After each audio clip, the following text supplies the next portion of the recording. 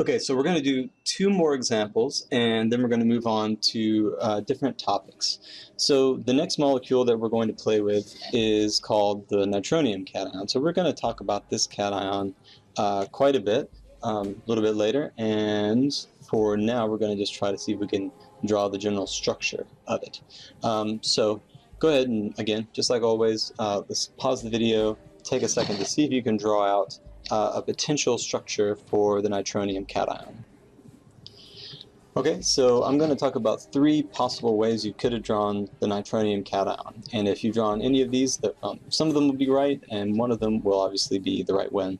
But we'll talk about why the ones that are incorrect are actually incorrect. So this possibility is possibility A, and this is one way that I see the nitronium cation drawn incorrectly. Very, very often. So let's just go ahead and think about the octet rule for each one of these atoms. So if you look at the octet rule, for this oxygen we have 2, 4, 6, 8 electrons surrounding the oxygen. So we're not breaking the octet rule, which is fantastic. It's great.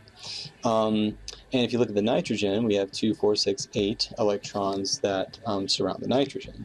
And so again, for this molecule, we're not breaking the octet rule at all. So that's a very good sign right away. So next we just have to make sure that we bonded correctly and we have the right overall net charge for the molecule. So if you think about the charge for the oxygen, let's do the formal charge calculation for the oxygen. Again, the oxygen has a valence of 6. That should be burned into your head eventually if we do this enough.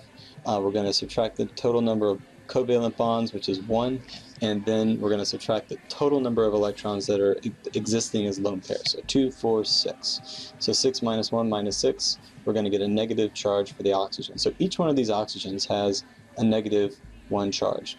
You can probably see where this is going and why this is probably going to be a very bad thing in a moment. But let's just go ahead and do the final calculation for the nitrogen. So nitrogen right here, it's going to have a valence of, wait for it, ready?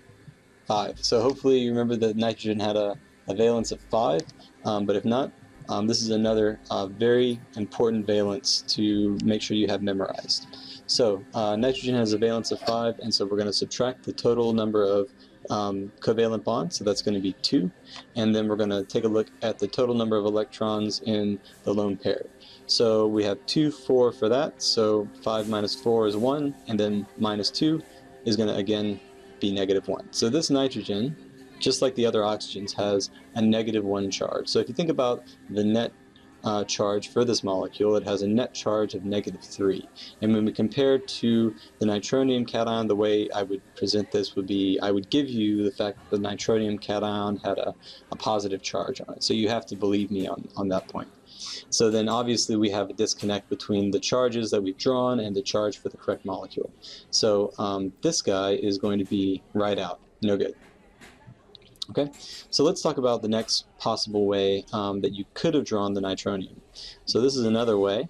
So we have an oxygen here, here, and here. And so then if we wanted to make sure that we didn't violate the octet rule and we were trying to satisfy the octet rule, we could go ahead and try to satisfy the octet for this oxygen by drawing 2 more electrons right here. So 2, 4, 6, 8. So that's good. 2, 4, 6, 8. And this will be oxygen 1 and oxygen 2. And then let's just go ahead and add 2 more lone pairs so we can satisfy the octet on that nitrogen. Okay, so let's think about this second way to draw the nitronium cation. So this is another way that I've seen it drawn a couple of times, and we can try to punch holes in this molecule, the logic behind why we shouldn't draw the molecule this way. So if you think about this nitrogen right here, the way we have it drawn, we don't have any formal charges on the molecule yet. So we could always go through and calculate the formal charge.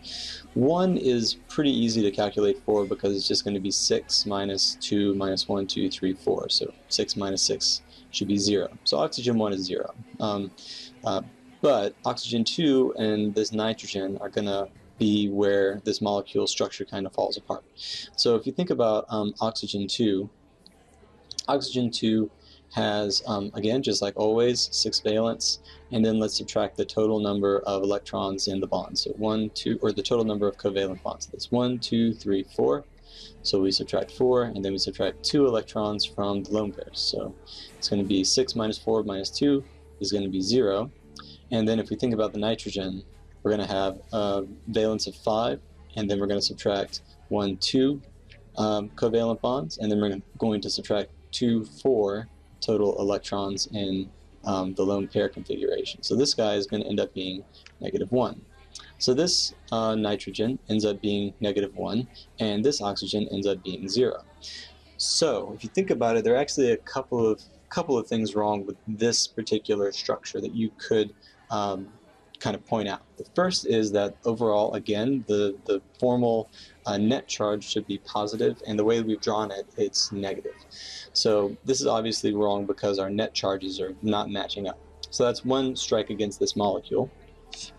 The other thing is that if you look at oxygen 2, if you count the total number of electrons that are surrounding oxygen 2, you got 2, 4, 6, 8, or 2, 4, 6, 8, 10. So we have 10 electrons surrounding this oxygen 2. So right now we are breaking the octet rule for this oxygen, and we don't have the correct charge overall. So the octet rule is being violated, and our net charge is incorrect. So 2 strikes against this structure. Okay, so both of these are reasons why compound B would be not the best way to draw the nitronium. Okay, so now let's think about molecule C. So molecule C, right now, let's just think about the overall charges for both of these oxygens. It's a symmetrical molecule, so we'll just treat them as a whole. So overall, these oxygens are going to have a valence of 6, minus 2 for the bonds, and then minus 2, 4 for the lone pairs. So overall, these guys have a charge of 0. So far so good. These have a good octet rule non-violation status, so each one of these has 2, 4, 6, 8. So oxygens are good on the octet rule.